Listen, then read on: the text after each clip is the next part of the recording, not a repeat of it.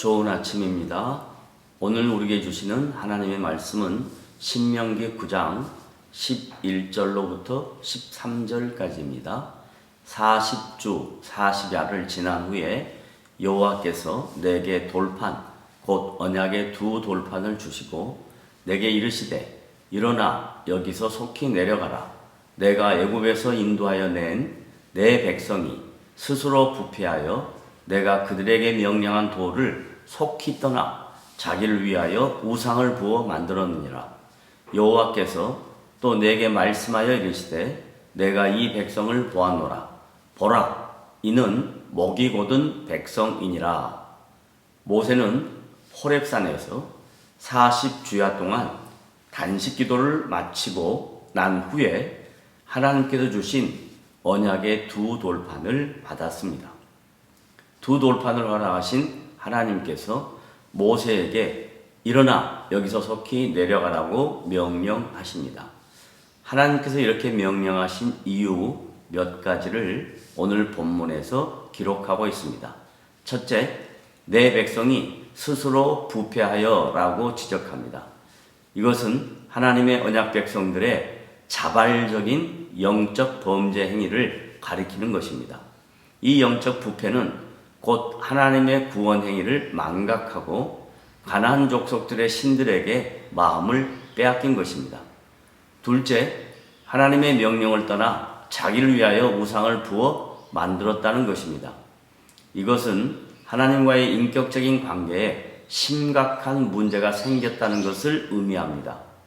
이 심각한 영적 문제는 바로 자기 자신들을 위하여 우상을 만들었던 것입니다. 하나님께서 당신의 언약 백성들을 구원하시고 세밀하게 여기까지 인도하여 주셨음에도 불구하고 당시 영적 지도자가 없는 틈을 타서 자신들의 안위를 걱정하며 우상을 만들었던 것이었습니다. 셋째, 하나님의 언약 백성들의 목이 곧은 교만함에 대한 문제입니다. 이것은 하나님의 통치를 받지 아니하고 자신들의 경험과 의지만으로 살 수 있다는 자만심에 대한 지적입니다. 또한 목이 곧은 백성이라는 것은 마음에 할례를 받지 못한 결과라는 것입니다. 할례란 하나님께서 아브라함에게 언약 백성이라는 징표로 주신 것이었습니다. 이것은 육체의 중요한 부분을 잘라내는 것으로 삶과 죽음의 경계선을 의미하는 것입니다.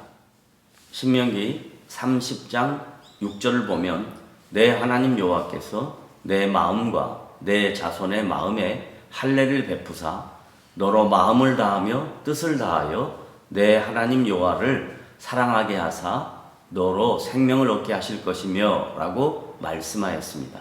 모세는 언약 백성들에게 마음의 할례를 받아야만 교만하지 아니하고 겸손할 수 있다고 지적하는 것입니다.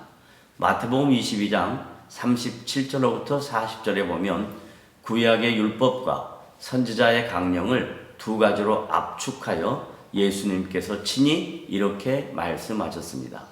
내 마음을 다하고 내 목숨을 다하고 뜻을 다하여 주 너의 하나님을 사랑하라는 것과 내 이웃을 자신과 같이 사랑하라고 권면하셨습니다. 여기에 기록된 마음, 목숨, 뜻은 인격적인 것을 의미하며 다하고 라는 것을 3번 반복하는 것은 가장 중요한 삶의 가치로 삼아야 한다는 것입니다. 로마서 2장 29절을 보면 오직 이면적 유대인이 유대인이며 할례는 마음에 할지니 영에 있고 율법 조문에 있지 아니한 것이라. 그 칭찬이 사람에게서가 아니요 다만 하나님에게서니라고 사도 바울은 모든 성도들에게 마음의 할례를 받아야 한다는 것은 예수 그리스도를 중보자로 하여 하나님과 인격적 관계를 재정립해야 한다는 것입니다. 그리스도께서 성령을 통하여 우리 모든 믿는 자들에게 새로운 마음을 주심으로 이제 우리는 새로운 가치관과 성도로서의 삶을 이 땅에서 살아내야만 하는 것입니다. 성도 여러분, 오늘도 여러분의 인생 속에 하나님이 기뻐하시는 성도로서의 본분을 잘 감당하시는 복된 성도들 되시기를 주님의 이름으로 부탁을 드립니다. 아멘.